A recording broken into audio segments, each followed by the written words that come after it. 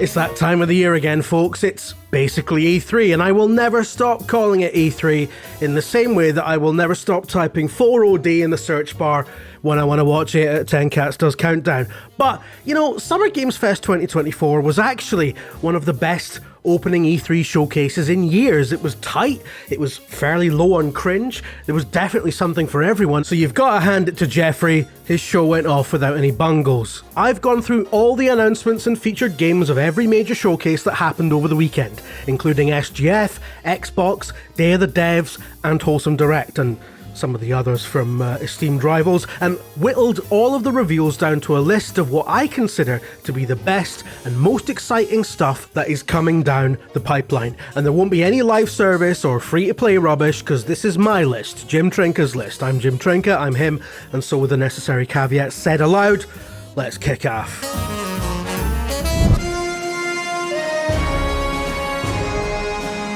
Speaking of kicking off, Tears of Metal appears to be a Dynasty Warriors roguelike set in a cartoon version of medieval Scotland that's being invaded by a monstrous army pouring out of a dragon stone thing? You know, a big ominous rock with a big red crack in it. It looks like really fun hack and slash combat where you can, you know, just batter 20 guys with one hit and all that good stuff.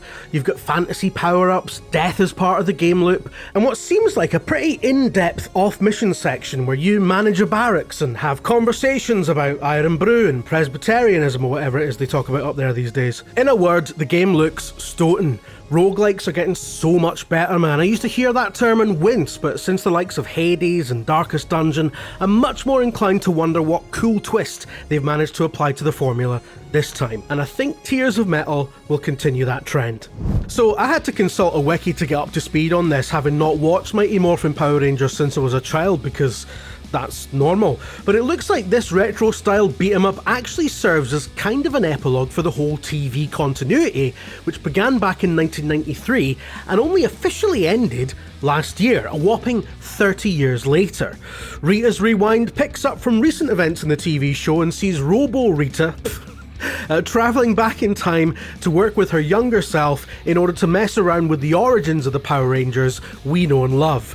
The OGs, if you will, Tommy and Red Guy and the others, as well as the Streets of Rage style belt action gameplay, which looks solid as hell.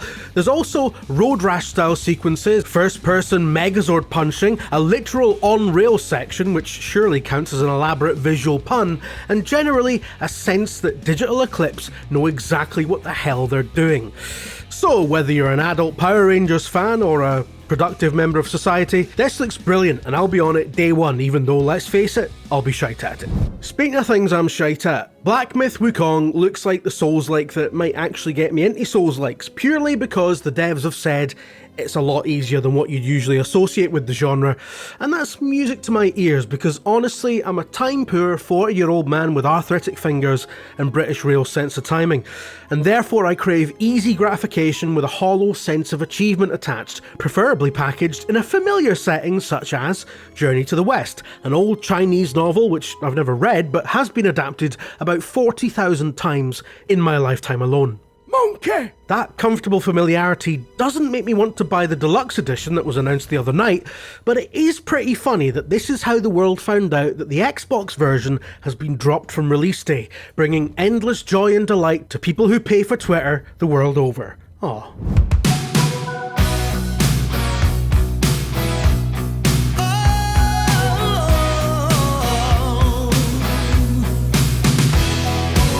But it looks like Xbox fans will barely notice from now on if some RPG is delayed because frankly the Xbox Bethesda, Activision, Blizzard, Obsidian, Lucasfilm, KFC, Lionhead, Iggy Pop, Devo showcase was a belter. Chock full of proper gameplay trailers for big games of the future such as Perfect Dark and Fable, both of which are looking extremely tasty by the way, but also a ton of new content for Starfield that dropped last night, as well as a proper reveal for its Shattered Space DLC coming later this year. Standouts for me were the Annapurna Interactive published skating adventure Mixtape, which is a coming-of-age story rammed with music from the likes of Devo, Iggy Pop, Joy Division, and others.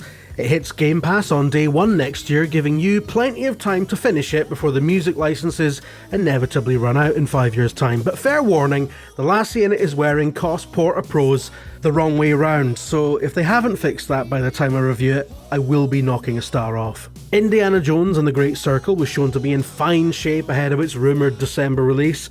It features a visceral first-person take on Uncharted/Tomb Raider style action archaeology gameplay, and also at least one Nazi eating shit off the side of a mountain, so good stuff. And we have a much better idea of what South of Midnight is now, following its reveal last year or the year before, whenever the fuck that was. And what it is a third-person action-adventure where your car is a giant talking catfish, and there's an island in the bayou that's actually an enormous crocodile. So it looks like the game of the whole show, is what I'm saying. Throw in our first proper looks at the new Assassin's Creed, guaranteed belter, Dragon Age, possibly a belter, and the most inventive take on Doom in decades, I mean probably a belter if you like that sort of thing, then it's pretty safe to say that the Xbox show was, in all seriousness, the best E3 showcase that there's been in years. It's just a pity that both Xbox and E3 died before it could happen, eh? That's a joke, Don't write stuff. It's just a joke. Fledgling indie publishing houses made a big splash this year as both OuterSloth and Blumhouse Games revealed their respective slates.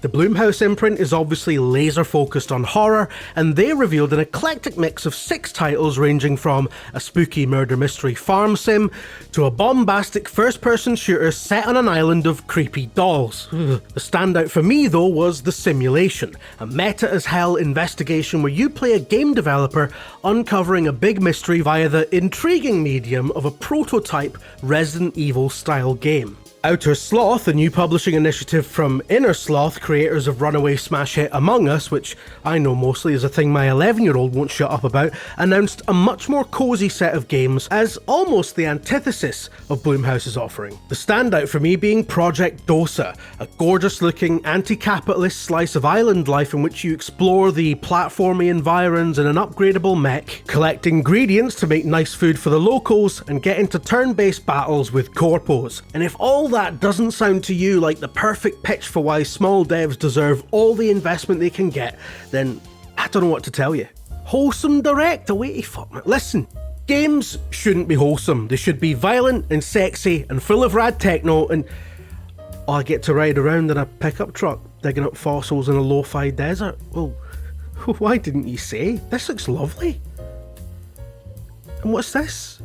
A wee Zelda game, but looks like a big diorama. I love dioramas, man. Stick a tilt shift on anything and I'm right there. And holy shit, remember Music 2000 on the PS1? Well, this looks like a love letter to that with a working DAW music sequencer, but also a narrative with musician NPCs to get to know and compare notes with. This puts me right back to my teenage days making wee tunes in Pro Tracker on the Amiga.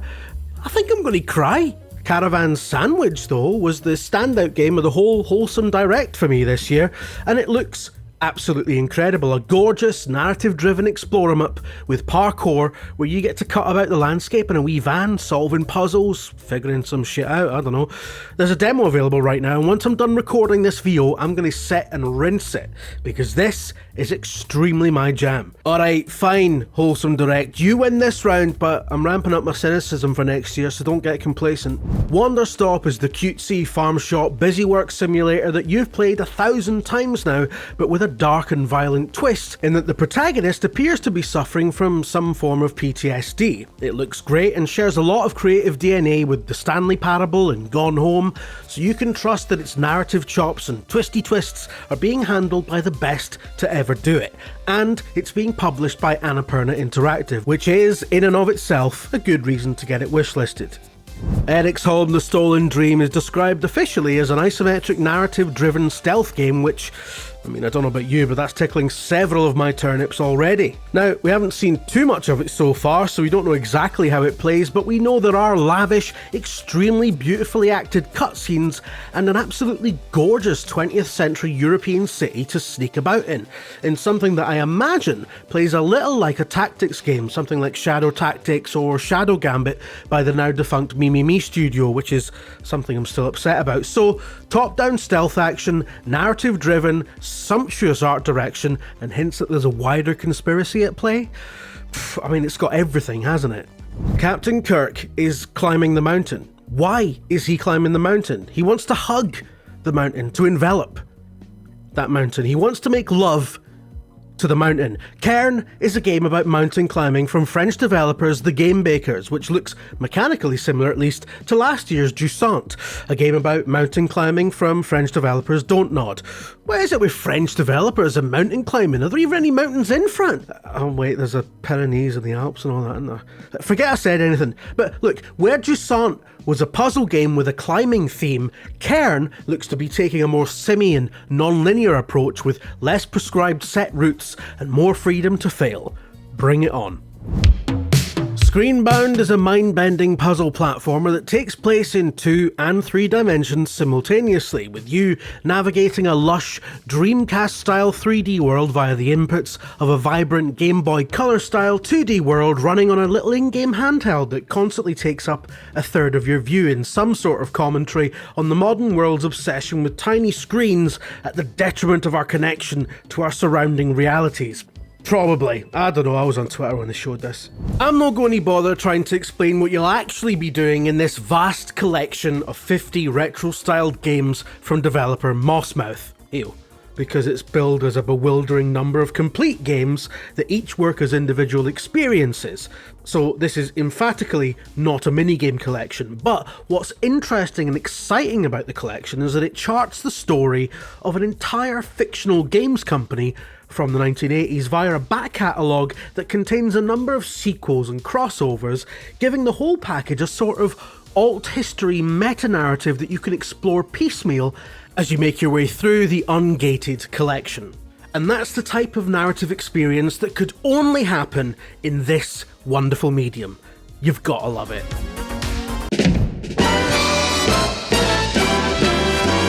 Killer bean, dynamite with a laser beam, guaranteed to blow your socks off by the looks of it. I don't know what this is, really. Apparently it's like a YouTube series about a coffee bean who's also a secret agent, and now they're making a game of that. And the reason I love it is because it has that early 2000s PS2 GTA clone energy where, you know, there's a lot of experimentation going on and people still hadn't figured out what you could and couldn't do with the format, and that led to all sorts of daft but surprisingly good shit like Simpsons Hit and Run and, I don't know, Total Overdose or some bollocks like that. The shooting actually looks incredible, like Max Payne on HGH, and even though the wee guy is meant to be a coffee bean, I mean, come on. Look, there's no less vulgar way of me saying this, so I'm just going to say it. It looks like a wee willy. A wee fat willy. A chode, if you will. He's even got a wee jacket. Classically willy-coded, frankly. Game of the year. And that's it. That is this year's E3, or Not-E3, or Key 3, or whatever you want to call it. It was basically E3.